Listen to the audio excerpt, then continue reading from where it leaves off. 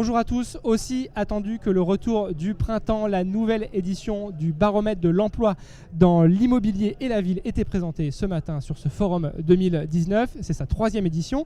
Il est réalisé par EY en collaboration avec la Fondation Palladio et j'accueille donc un représentant d'EY et un représentant de la Fondation Palladio. Christophe Lanier, bonjour. Bonjour. Vous êtes Senior Manager Government and Real Estate chez EY, je ne me suis pas trompé. C'est parfait.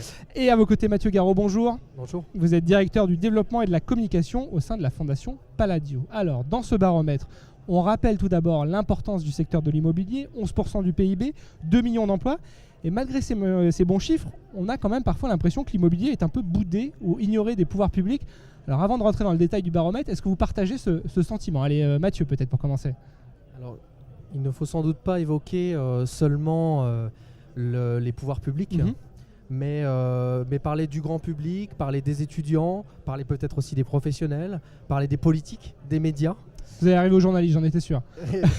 C'est aussi eux qui parlent de l'immobilier de la ville et qui parlent des projets, donc c'est important aussi de les associer. Et je ne dirais pas boudé, mais plutôt méconnu. Et c'est cette méconnaissance qui fait qu'à un moment donné, on ne se comprend pas forcément, ou finalement la relation est peut-être un peu compliquée parfois, et donc certains clichés peuvent apparaître.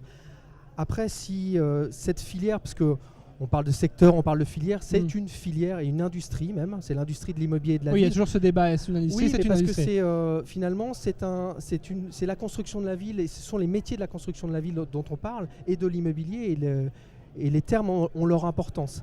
Après, si on parle de filière de l'immobilier et de la ville, finalement, elle a une responsabilité collective qui est de fabriquer la ville et de fabriquer les lieux de vie, tout type de lieux de vie, des lieux d'habitat, des lieux de commerce, des lieux d'échange, des lieux de travail, tous ces lieux de vie. Et finalement, quand on parle de méconnaissance, l'enjeu de la construction de la ville, il est tellement important qu'il nécessite d'attirer des intelligences et des talents. Et on a aujourd'hui une méconnaissance, y compris au niveau des étudiants. Donc il fallait créer 2 outils. C'est le cas, donc c'est le Forum des métiers de l'immobilier de la ville, c'est sa 8e édition. Et il est bien rempli ce matin. Et c'est l'étude, c'est le baromètre, c'est l'étude avec EY sur les métiers de l'immobilier de la ville. Et ces 2 outils permettent justement de réduire cette méconnaissance, et on aura l'occasion d'en discuter, mais il faut qu'on en parle. Christophe, une industrie ignorée plus qu'elle ne s'ignore finalement. Alors ignorer, je ne sais pas, mais je dirais qu'il y a effectivement un paradoxe qui est de se dire beaucoup d'emplois, beaucoup de croissance, un poids économique important, et malgré ça, au niveau des pouvoirs publics, cette difficulté à la considérer comme un tout global, avec des politiques publiques qui sont souvent saucissonnées sur des dispositifs fiscaux spécifiques, réglementaires, que sur des réformes qui touchent que le logement social, que la construction. Et finalement, je pense qu'au niveau des pouvoirs publics, il nous manque une vision globale, comme on peut avoir sur l'intelligence artificielle, sur la Startup Nation. Il manque cette vision globale de que voulons-nous faire, quelle trajectoire pour les entreprises de la filière, comment est-ce qu'on traite les questions d'offres, de demande, d'innovation. Et je dirais que c'est plutôt ce manque de vision globale qui nous manque, plutôt que de dire qu'on soit boudé ou qu'on soit ignoré. Bon, on va essayer d'avoir cette approche-là pendant cette émission. On va venir au cœur de ce baromètre, l'emploi. Je vais peut-être me tourner vers Mathieu. Très rapidement, quels sont les métiers qui embauchent, les profils? Moi, en le parcourant, j'avais l'impression qu'il y avait 2 grandes natures. Il y a les métiers du collectif, de la gestion, et puis de l'autre côté, les métiers techniques. Est-ce que vous feriez cette distinction-là? Tout à fait. Alors, ce qui est particulier, c'est qu'on a aujourd'hui, on l'a dit, il y a 8 secteurs, il y a plus de 100 métiers. Et donc, on est sur un recrutement, on est sur une filière déjà qui recrute. Toute la filière, tous les secteurs recrutent, y compris, alors des secteurs recrutent un peu moins, l'architecture qui n'a pas autant de besoin de recrutement, mais il y a des secteurs qui sont plus tendus. Notamment l'investissement, notamment la promotion immobilière, pour citer ces 2 exemples.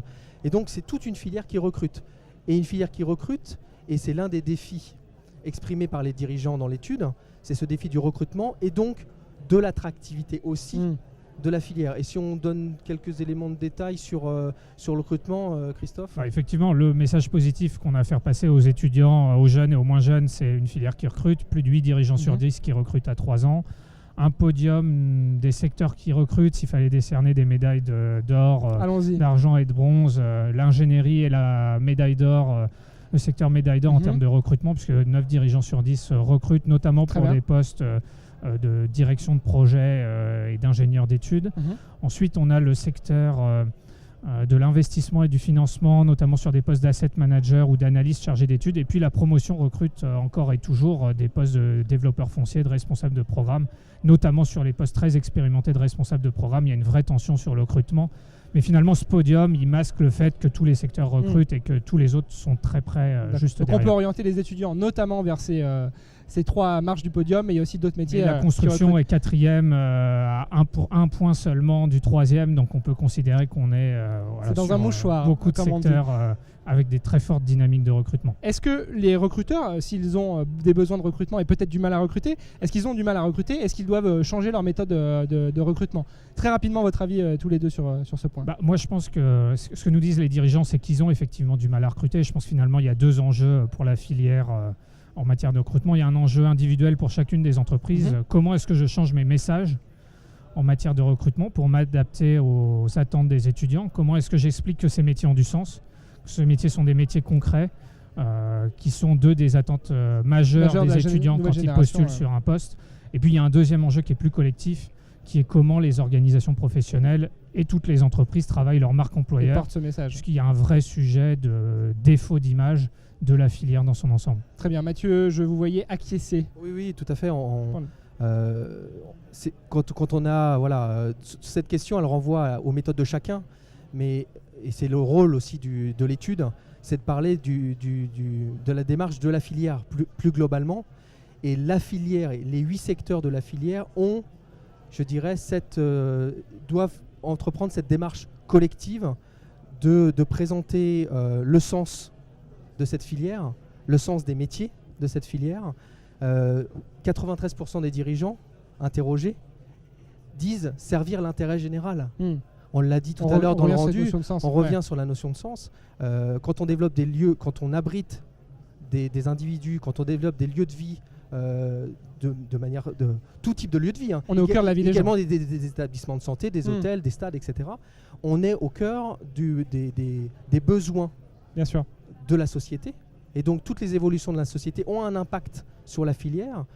Et c'est pour ça que la filière se doit aussi de se présenter davantage. Mais c'est une démarche collective et pas uniquement individuelle. Chacun, il faut sans doute davantage l'exprimer. Il faut en parler. Il faut en parler de manière collective. C'est pas évident. Bon, on a essayé de le faire pendant cette émission. Malheureusement, le temps file. On va devoir terminer ce Best of Cons.